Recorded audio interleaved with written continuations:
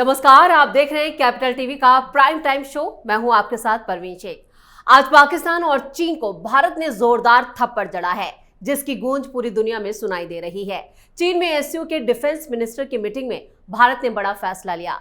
रक्षा मंत्रियों की बैठक में भारत ने जॉइंट स्टेटमेंट पर साइन करने से इनकार कर दिया, जिसके बाद जॉइंट स्टेटमेंट यानी साझा घोषणा पत्र जारी नहीं हुआ। दरअसल साझा घोषणा पत्र में आतंकवाद का जिक्र नहीं किया गया था, जिसके बाद रक्षा मंत्री राजनाथ सिंह ने इस पर साइन करने से इनकार कर दिया। चीन के किंगदाओ में एससीओ देशों के रक्षा मंत्रियों का सम्मेलन हुआ, जिसमें भारत की तरफ से रक्षा मंत्री राजनाथ सिंह और पाकिस्तान की तरफ से रक्षा मंत्री ख्वाजा आसिफ शामिल हुए थे। वहीं आज फिर डोनाल्ड ट्रंप ने भी साफ कर दिया कि ईरान को परमाणु बम नहीं बनाने देंगे, तो ईरान अब भी न्यूक्लियर ताकत हासिल करने की जिद पर अड़ा है। ट्रंप ने कहा कि अगर ईरान नहीं माना तो इस बार इजराइल के साथ मिलकर अमेरिका ईरान पर फिर अटैक करेगा। तो कैसे भारत के दांव से चीन पाकिस्तान हुए एक्सपोज, ट्रंप का क्या है ईरान को लेकर प्लान, इसी पर चर्चा के लिए स्टूडियो मौजूद हैं कैपिटल टीवी के editor in chief doctor Manish Kumar. Sir, आपका बहुत बहुत स्वागत है। धन्यवाद।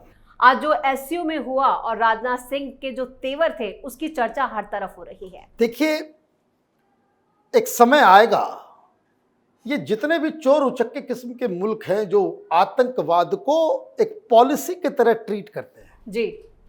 भाई, पाकिस्तान तो बेशर्म मुल्क है। वो चाइना के पीछे खड़ा हो जाता है, चाइना के गोद में बैठा हुआ है।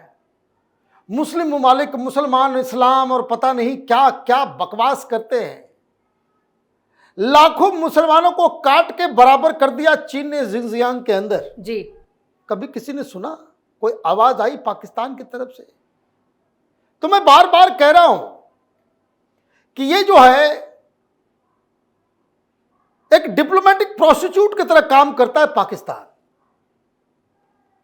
पैसा कोई दिखा दे तो अपने धर्म को भी ये बेच डाले। यही धंधा करता रहा है अभी तक, इसलिए पाकिस्तान कुछ नहीं बोलेगा। आपको पता है, जिंगजियांग के अंदर मुसलमानों को अगर पता चल जाता है कि लगातार 4 बार ये जुमे की नमाज पढ़ने चला गया, 5वीं बार वो गायब हो जाता है, पता नहीं चलता। दाढ़ी नहीं रख सकते, ये लंबा कुर्ता छोटा पजामा पहन नहीं सकते।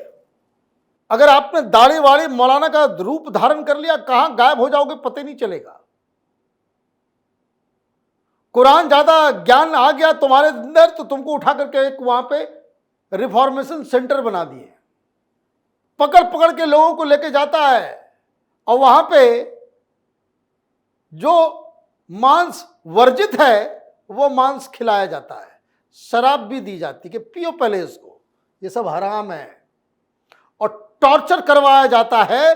और जब रमजान का महीना होता है तो जिस समय आपको पूजा पाठ और ध्यान और तप और सादगी मेंटेन करनी होती है, उसमें शराब पिला करके, उसमें उल्टा पुल्टा मांस खिला करके उन लोगों को डांस करवाया जाता है कि ताकि वे लोग इस्लाम से लिबरेट हो जाए। बहुत सारी डॉक्यूमेंट्री है, यूट्यूब पे जाइए, आपको बहुत सारी जानकारियां मिल जाएगी। लेकिन पाकिस्तान कुछ बोलता नहीं। क्यों? मुसलमानों के साथ गद्दारी करने का हुनर जो पाकिस्तान के पास है, किसी के पास नहीं जी। अब ईरान भी उसी रास्ते पे चल रहा था, पकड़ा गया। 2-3 बड़ी बड़ी चीजें हुई है। मैं राजनाथ सिंह पे आऊंगा, लेकिन डोनाल्ड ट्रंप ने कहा है कि फिर ठोकेंगे। क्यों ठोकेंगे? क्योंकि ये सेलिब्रेट कर रहे थे कि भाई कुछ नहीं हुआ, हम जीत गए जीत गए जीत गए। हमारे न्यूक्लियर आर्सेनल को कुछ नहीं हुआ, हमारे जो सेंट्रीफ्यूजेस थे वो उसको कुछ बाल बाका नहीं हुआ, हमने तो बिल्कुल फिट है। हमारे पास जो शक्ति पहले थी वो अभी शक्ति अभी भी है। और कुछ नहीं, नितांज हो चाहे फोर्दो हो या कहीं भी हो, वहां जो है वो अमेरिकी और इजरायली बम से कोई फर्क नहीं पड़ा। और सीएनएन वालों ने भी छाप दिया। सीएनएन वालों ने छापा तो सीएनएन वालों ने फिर उसको आज रिट्रैक्ट कर लिया, मना कर दिया कि माफ कर दो, नहीं सब हो गया। तो जब ये सारी बातें होने लग गई तो international atomic energy agency IAEA वो सामने आते हैं उसके चीफ कहते हैं कि now it is time to visit those nuclear sites, कि अब आईएईए की टीम वो जाएगी ईरान और वो पता करेगी भाई क्या हुआ। और ऑलरेडी आईएईए की टीम पहले जा चुकी है, तो उसके जो चीफ है वो जा चुके हैं वहां। बोला इसका असेसमेंट करना होगा। तुरंत ईरान जो है घर बढ़ा गया। दिक्कत क्या है, दोनों ही केस में मरेगा Iran, in both the case. ये चित भी अमेरिका का, पट भी अमेरिका का। क्यों ऐसे खेल में फंस गया ईरान? इसलिए ज्यादा चतुराई ठीक नहीं होती। अगर ये कह दे आईएईए कि नहीं जी सब कुछ इंटैक्ट है, जो ईरान कह रहा है, जो रवीश कुमार कह रहा है, इस तरह के लोग सब कि कुछ नहीं हुआ जी, हम जीत गए। अगर कुछ नहीं हुआ तो डोनाल्ड ट्रंप करें तो फिर तो करूंगा, फिर मारूंगा। इजराइल फिर बोलेगा कि भाई नहीं हुआ, अब फिर मारेंगे। वन। और अगर हो गया कि सब कुछ तहस नहस हो गया, तो ईरान की जनता खामनाई को उठा के बाहर फेंक देगी, क्योंकि आपने सेलिब्रेट करवा दिया, सब कुछ करवा दिया, कह दिया हम जीत गए, लेकिन यहां तो आपके पूरे के पूरे न्यूक्लियर ठिकाने जो है वो तबाह बर्बाद हो गए जी। तो आप समझे, दोनों ही केस में ये नप गए। अब दूसरी तरफ से आते हैं कि लड़ाई हुई इजराइल और ईरान के बीच में, और ये जो है बिना पेंदी का लोटा पाकिस्तान ये फंस गया बीच में। आपने अभी बताया जा रहा है कि अमेरिका में बकायदा एक पेंटागन के अंदर बैठक चल रही है, क्योंकि इस तरह की रिपोर्ट्स आ गई हैं कि ये तो आईसीबीएम बना रहा है पाकिस्तान। हो गया, अब कोई डिस्कशन चल रहा है। अब फिर से जाओ वॉशिंगटन, डोनाल्ड ट्रंप के दफ्तर में व्हाइट हाउस के सीढ़ी से ही भगा दिया जाएगा मुनीर को, क्योंकि अमेरिका का काम हो गया। दे वांटेड कि ईरान के ऊपर हमला करे तो कोई भी मुस्लिम कंट्री जो उसके साथ खड़ा ना हो जी। दे अचीव्ड द गोल। फिर कौन पूछता है कि भाई कौन मुनीर और कौन क्या? तो ये मामला जो है वो उलट गया। अब हो ये रहा है कि चाइना से डांट पड़ी। अभी एससीओ की बैठक थी, वहां ख्वाजा आसिफ गए, चाइना की चमचागिरी करने लग गए, और लगा कि इंडिया को जो है कम से कम ये करवा दें कि बलूचिस्तान में जो हंगामा हो रहा है उसमें बाहरी ताकत कौन, मतलब इंडिया, नाम नहीं लेकिन फिर भी इंडिया, डायरेक्टली बोलने की तो हिम्मत किसी को नहीं है। एक बात समझ लीजिए, बेस लाइन, चाइना कभी भी सुपर पावर नहीं बन सकता है इंडिया से दुश्मनी करके। ये बेसिक बात समझ लीजिए। China is a producing country, वो मैन्युफैक्चरर है, वो चीजें बनाता है। हम दुनिया के सबसे बड़े बाजार हैं, और अगले 20 साल में दुनिया में जितना भी बाजार है उसके लगभग बराबर के साइज का हमारा बाजार हो जाएगा मिडिल क्लास। तुम सामान बनाओगे, बेचोगे कहां, बिकेगा कहां?